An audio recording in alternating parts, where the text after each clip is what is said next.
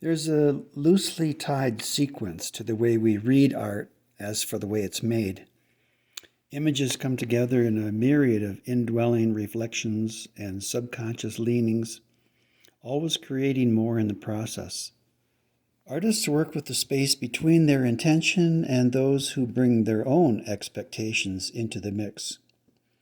It can be a delicate balance of the space in between, one hoping to stop the world for a moment, collapse an illusion, and show a presence beyond, the other looking for truth in the illusion. The energy surrounding this push and pull is unmistakable. Each force is questioning the language code to arrive at an understanding that gives access to the other. Each is also looking for the image schemata of art. Do we think in pictures or words? We are all connecting what we see, what we remember, and what we believe. Images and words that trigger our memories trace back to the emotions associated, and the influence shelters our agreements. Then we have a tendency to hang on to them. To relive an event, to stop the world, to see holes in the world, the spaces between, is to recognize that a presence beyond our expectation is the other dimension to our lives. Can art do all that? It could, but I wouldn't call it art. I forget at times that images choose me. I know people say, what does that really mean? As with all meaning in the events of our lives, we're looking for what comes next. What comes after the opening words to an unfinished sentence, for example? We can't really know what something means until we know what comes later.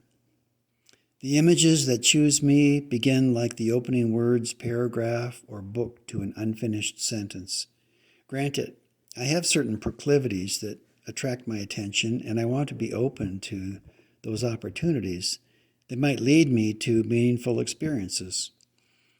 But paying attention is the real work, and working through all the surrounding phenomena plays into how I respond to reality. Images I respond to seem to have a presence of their own. They project a meaningful future. I know this because it happens most of the time while I'm in the midst of my work. I can be enthralled by the process when imagination is catapulting idea after idea, and still the question looms, where am I going with this?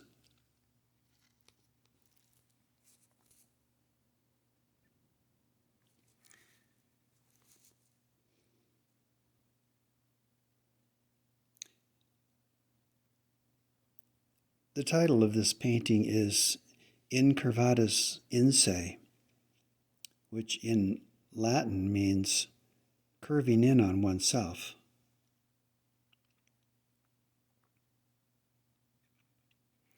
I believe this is what we do when we trace our memories and the emotions that are associated with them and come to some agreement either with ourselves or with someone else.